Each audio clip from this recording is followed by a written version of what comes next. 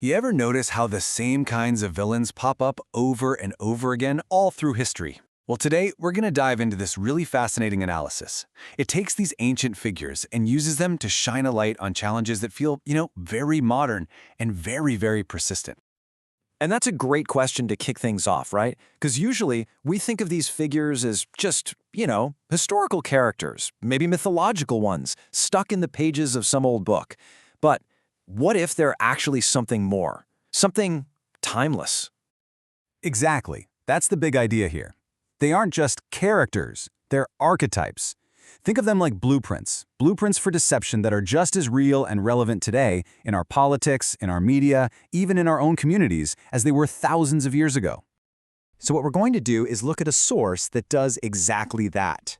It breaks down a few key adversarial figures from the Book of Mormon. But this isn't a history lesson, not at all. It's actually a surprisingly modern framework for spotting these same patterns of deception right here, right now, in our own world. All right, so let's start with the first major category this analysis points out. And this one is all about threats that come from within. The kind that corrupts a community or a faith from the inside out, using its own rules and its own language against it. And within this insider threat, the analysis highlights two main strategies. On one side, you've got the traditionalist. This is the person who uses the past as a weapon to attack the future. And on the other side, you have the populist, who uses flattery and popular opinion to corrupt the present. Let's dig into each of these.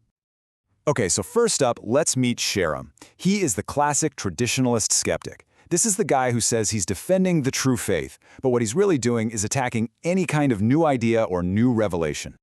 And his approach was actually pretty smart. See, he wasn't arguing against God, no, he was arguing against a faith that could grow and change. He'd say things like, the law of Moses is all we need, it's the final word.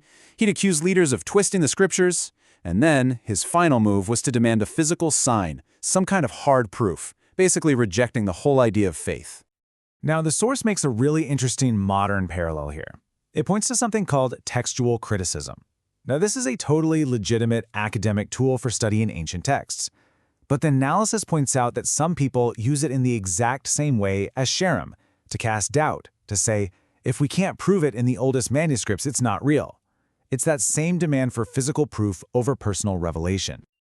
Okay, now let's look at a totally different kind of insider thread. If Shrem was all about rigid old-school tradition, Nihar is the complete opposite. He's all about popular appeal. And man, his methods were dangerously effective. You want to know why Nihor's message was so popular? Because it was easy. It basically removed all the hard parts of faith. He preached that everyone gets saved no matter what they do. He taught that religious leaders should be popular and rich, and he basically got rid of any personal accountability. The source connects this directly to things like the prosperity gospel or certain self-help gurus who promise you everything without asking for any real sacrifice. Okay, so we've looked at the threats that bubble up from inside a system. Now the analysis shifts gears and looks at a direct attack from the outside, the assault on faith from a purely rational, intellectual point of view. And the archetype for this is a guy named Korihor. Think of him as the classic secular humanist. He's the materialist who doesn't just question faith. He argues that faith itself is the problem, that it's an enemy of human reason and progress.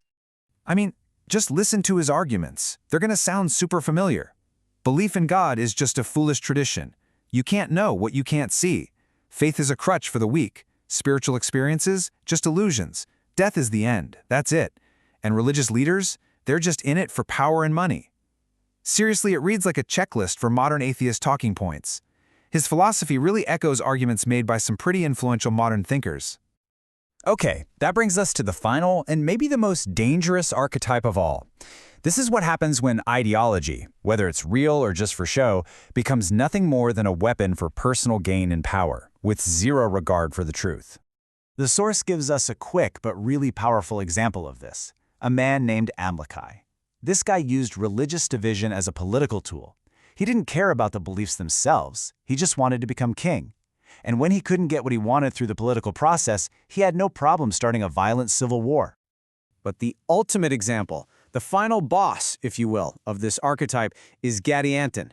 What sets him apart from all the others is that he isn't motivated by belief, not by tradition, not by popularity, not even by atheism. His motivation is something much darker, much more destructive. And here's what makes him so different, according to the source. The analysis says, and I'm quoting here, Gadianton is an anomaly in that he was the only one who was not religiously motivated but was just interested in destruction. Think about that. The others all had a belief system, even if it was a flawed one. Gadianton, he was just in it for the chaos. So why is having no real ideology so dangerous? Well, to explain this, the source brings up this idea of ideological purity. Now, this just means you genuinely believe in what you're doing. Your cause might be good, it might be terrible, but you believe in it. It gives you a kind of a moral compass, a set of rules. Gadianton had none of that. His ideology was power. His method was secrecy and conspiracy. And his motive was just pure, raw destruction for his own gain. That makes him completely unpredictable. He has no moral compass whatsoever, and that, according to the analysis, is what makes this archetype so uniquely terrifying. So, what do we do with all this? How do we put it all together? Well, the source provides a really helpful framework so we can actually recognize these timeless patterns of deception, not in a book, but in our world right now. So here it is, all laid out. You've got Sherem, the traditionalist skeptic who uses scripture to shut down new revelation. Then there's Nehor, the popular preacher, who twists doctrine for money and fame. You've got Korihor, the secular humanist, who uses rationalism to deny faith altogether. And finally, Gadianton, the power-seeking conspirator, who uses secrecy and violence with no ideology at all. Each one has a clear strategy, and, let's be honest, a pretty clear modern parallel. And the source also lays out this 4-step path to chaos, basically how people get drawn into these traps. Step 1 is just simple ignorance. We just don't know. Step 2, it becomes false knowledge. Now we believe things that aren't true. Step 3 is misunderstanding, where we get confused by that false knowledge. And the final, most dangerous step is active ignorance, where we deliberately choose to reject the truth. It's a slippery slope, and it's one that's way too easy to end up on. And that really brings us to the final, most important question, doesn't it? These patterns, these archetypes, the traditionalists, the populists, the secularists, the conspirator, they're not just characters in an old story. This analysis argues they are living, breathing patterns playing out all around us. So the real question is, now that you know what to look for, where do you see them today?